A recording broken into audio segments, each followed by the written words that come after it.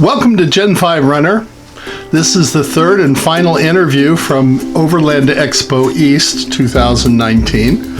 I think you'll find it informative. We were lucky enough to be able to spend some time with Michael, the originator of Overland Bound, an organization with 22,000 plus members now. My wife and I are setting up a rally point for December at Big Bend National Park in Texas. Hopefully some of you who see this will be able to join us.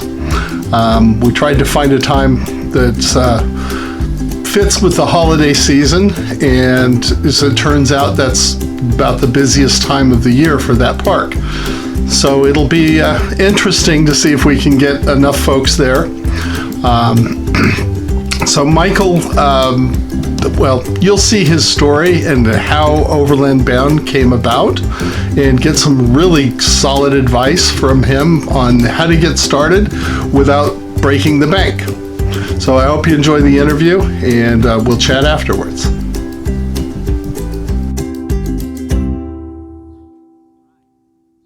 Hi, I'm here with Michael with Overland Bound. Hi, everyone. Michael, thank you for taking the time to talk with me and giving us the opportunity to be here. Yeah, you betcha. Very cool. Cool. It's been a great show so far. Tell me about how you got started with Overland. Well, I'm going to go back to my childhood. We spent a lot of the time outdoors. My father, for a time, was a forest ranger. And then what a lot of people don't know is in Northern California for a couple of decades or a few decades, we had a logging company, and so I would go out, and so it was an outdoor type of a job, and I just did a lot of off-road 4x4ing as a kid, so we were just constantly outdoors. And then what happened was I got into software development and lived in the San Francisco Bay Area, and lots of stuff happened. So like you guys know, life can sometimes hand you a bag of rocks, and it's just what happens in life. And so I went through a hard time, and one of my reactions going through that hard time was to turn back to nature, something that I had loved. And then once I did that, I was like, oh man, more people have to know about this possibility. I really, I started doing it on a regular basis. I got rid of the car that I had. I bought the Toyota Land Cruiser, and I just really had a passion for it, and I wanted to share that with other people. That's kind of how I was reinvigorated. Yeah. Very good. Yeah. Very cool. Tell me about your rig. Okay, so I have the venerable Toyota Land Cruiser. It's a 1996 FZJ80 solid axle triple lock Land Cruiser. I probably already mentioned, but it's very capable. It's very capable. When you were building it out, what mistakes did you make? Or what do-overs did you have?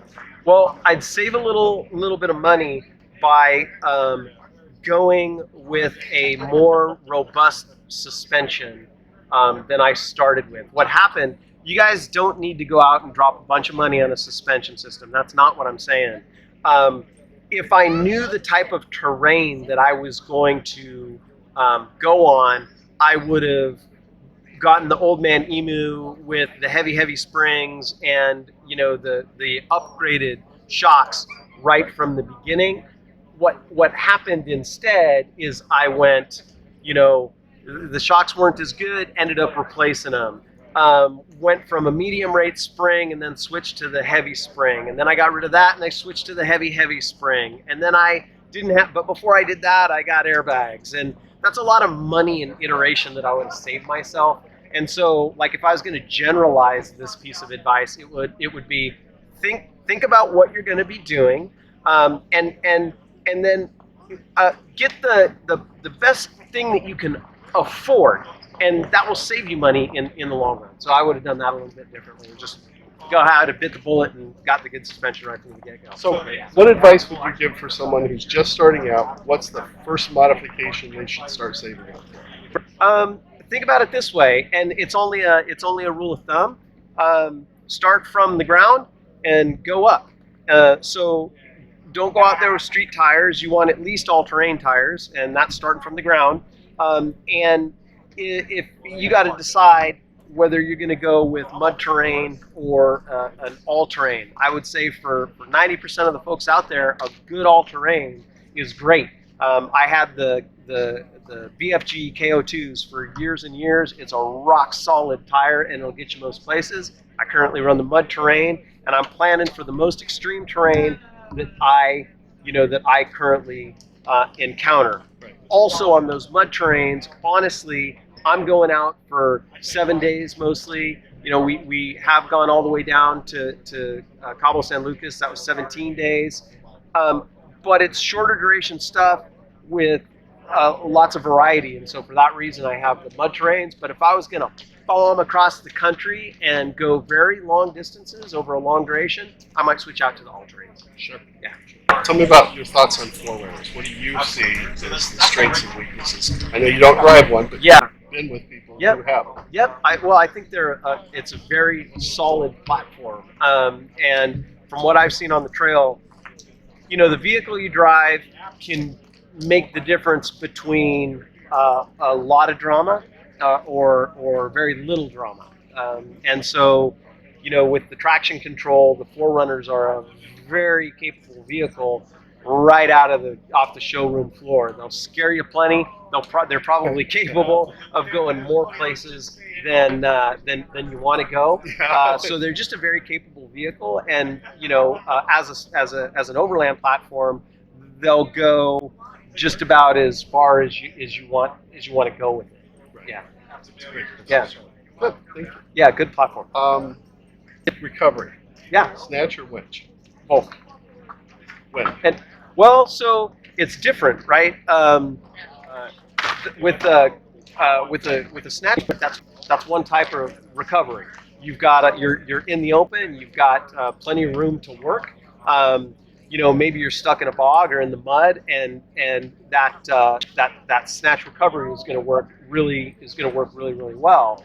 But with a winch line, you can be it's much more diverse. You can change the angle of recovery, and you can use it for multiple scenarios. If you need to double up on your power, you can do that using your snatch block. I would say that if you're going to be in that type of terrain and you know that recovery is going to happen, I would say you want a combination of both.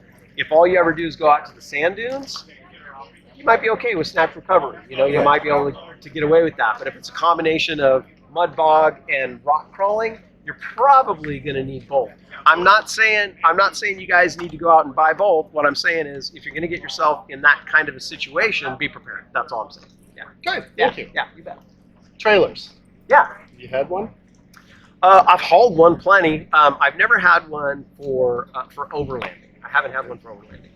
What is your thoughts about trailers versus not trailers? Well, it's interesting. It's there are many topics like this out there. Rooftop tent or ground tent, trailer, no trailer, synthetic, a cable. And when we talk about two different extremes, I always say that the two different extremes, this or that, is probably not quite accurate. It depends on the kind of overlanding that you're going to do and what's right for you. How many people are going to go? For what duration? Are you going to go and base camp, for example? And that means, are you going to go and set up a base camp and then be there for 10 days? Or are you moving every single day? So if you're moving every single day, then a trailer would actually be really, really convenient, because you start up, you drive there, you set up, and you're good to go. So find what's right for you. I personally like, and I can get all of my kit in my 80. I'm very streamlined. I have a single burner. I got my pad, my sleeping bag, and the interior of the 80 is basically bone stock right now. So it really works for me, and it's simple, and I'm not hauling anything, so that works great. But I know people in different situations where a trailer is the perfect thing for them. So just really evaluate what you're gonna do, the kind of overlanding you're gonna do, and choose what's right for you. Great advice. Yeah. Solid. Yeah. Appreciate that. You bet. In terms of repairs on the trail, Yeah. what equipment do you carry that maybe other people don't carry, or what parts do you carry that other people may not carry? All right. Let's see on this one. everyone knows the basic tool set, and with the tool set, what I would say is it depends on you travel in groups or by yourself. If you travel in a group, you guys can divide the equipment, right? So let's say you're going on a hardcore expedition and you need a welder, and you need an angle grinder, and you need more advanced equipment. Different people can have that equipment. For the basic set of tools, I would say to start, this is going to seem weird, start with what the factory sent you. What wrenches are in that kit? Because that's going to tell you what size you need for your rig, and then build out from there. So that's what I did with the Land Cruiser. They had certain size wrenches, they had a bottle jack, and just the bare bones factory equipment. That was a great starting point because I know I can do a lot of things on the rig, and it's also small. You might not want to bring a whole tool truck with you, so you got to draw that line somewhere. So figure out the sockets and the wrenches that are required for your vehicle and carry those. Now, what piece of equipment do I have that maybe folks don't think about? Tire irons. There are multiple different types of tire irons. If you go to Harbor Freight, which is fine, they have one type of tire iron, but do a little bit of research and make sure that you have one with an S hook and one with the spoon. And for big 35-inch tires, that's going to allow you to remove a mud terrain tire off a small rim. Those tires don't want to come off, but it's going to make the job doable. So do your research on tire irons, because if you're adventuring, if you're overlanding, sometime you're going to have to remove a tire from the rim, and if you don't have the right tire irons, then you're kind of going to be stuck. So just do a little bit of research and get the right ones. Great. Cool. Yeah. Last question. What's your favorite memory or thoughts about the trail? Being on the trail? This one's easy. So it was Corral Hollow Trail, and that's up Highway 4. And the reason that's my favorite experience to date is because when I had that reaction that I talked about earlier of, I say almost involuntarily, turning back to nature, the first thing I did is unannounced. I was just gone for days, ill-prepared, and, just drove out to the Sierras and went to that trail. I was by myself. I just was in a single location for a number of days, and it was a gorgeous location in the Sierras.